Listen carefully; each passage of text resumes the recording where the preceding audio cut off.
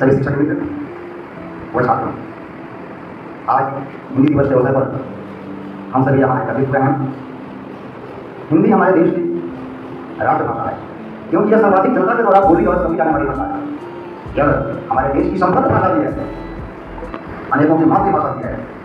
14 सितंबर 1949 को जब संविधान सभा के द्वारा इसे अंगीकृत कर दिया गया, तब से यह हमारे देश की राजभाषा है।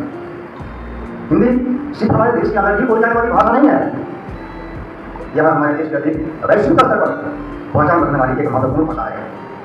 यह देश के अधिक कई देशों में बोली और सुनी जाती है।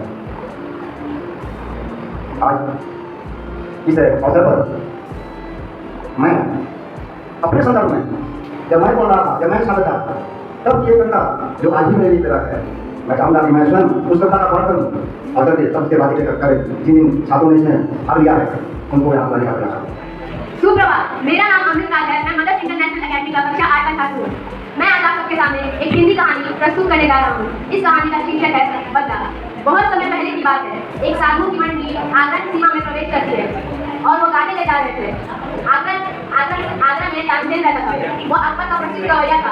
तानसेन में यह शर्त लगी थी कि आगरा की सीमा में जो भी गाते हुए जाएगा, अगर वह तानसेन की बराबरी नहीं कर पाएगा तो उसे मृत्युदंड दिया जाएगा। ऐसा ही कुछ साधुओं की मंडली के साथ भी हुआ। वह तानसेन की बराबरी नहीं कर पाए, उन्हें मृत्युदंड दिया गया। उन्हीं साधुओं में से एक साधु का पुत्र बैजू बावरा था। वह अपने पिता की मृत्यु का प्रतिशोध तानसेन से लेना चाहता था। वह रोते रोते जंगल में गया। जंगल में उसे एक साधु मिले। उसने साधु को अपनी पूरी कहानी बताई और साधु ने उसे गायन विद्या का अद्भुत शस्त्र दिया।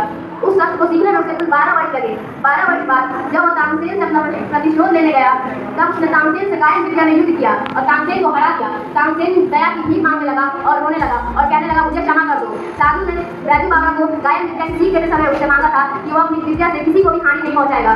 बैजू बावरा ने वैसा ही किया। उन्होंने अकबर से कहा कि आप इस नियम को आगरा से हटा दो, आप तानसेन को मृत्युदंड ना दो। इस कहानी से हमें यह शिक्षा मिलती है कि हमें अपनी भूमियों का गलत इस्तेमाल नहीं करना चाहिए। धन्यवाद। हिंदी दिवस की हार्दिक शुभकामनाएं।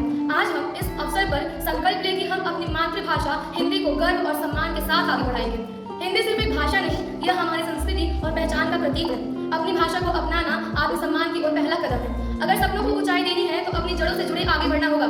हिंदी से जुड़े रहिए, प्रेरणा लेते रहिए और सफलता की नई ऊंचाइयों को छूते रहिए। धन्यवाद।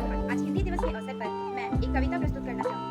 केवल हिंदी दिवस के अवसर पर न मुझे याद कीजिए, केवल हिंदी दिवस के अवसर पर न मुझे याद कीजिए, हो सके तो हर दिल सम्मान दीजिए। मातृभाषा नहीं मातृभाषा हूँ मैं, मातृभाषा नहीं मातृभाषा हूँ मैं, यह अंतर की जान लीजिए। दिन प्रतिदिन उन्नति के शिखर पर जा रही हूँ, यह बात मेरी मान लीजिए। न कहिए मुझे उपेक्षित, मैं जगत जननी हूँ, न कहिए मुझे उपेक्षित, मैं जगत जननी हूँ, मुझे प्रयोग कर सम्मान दीजिए। धन्यवाद। आप सभी को हिंदी दिवस की हार्दिक शुभकामनाएं। प्यारी हिंदी, अपनी हिंदी प्यारी है, सरल सरल मनोहारी है, मीठे शब्दों वाली है, यह फूलों की डाली है। भारत की पहचान लगे, हिंदी हिंदुस्तान लगे, अद्भुत शान हमारी है, अपनी हिंदी प्यारी है। कबीरा का आखिर ढाई, तुलसी की यह चौपाई, यह भावों की सरिता है, मीठी मोहक कविता है, सुरभित है उजियारी है, अपनी हिंदी प्यारी है। अक्षर रस के छींटे हैं, शब्द सहज से मीठे हैं, यह मन में बस जाती है, जीवन को बहकाती है, खिली खिली फुलवारी है, अपनी हिंदी प्यारी है।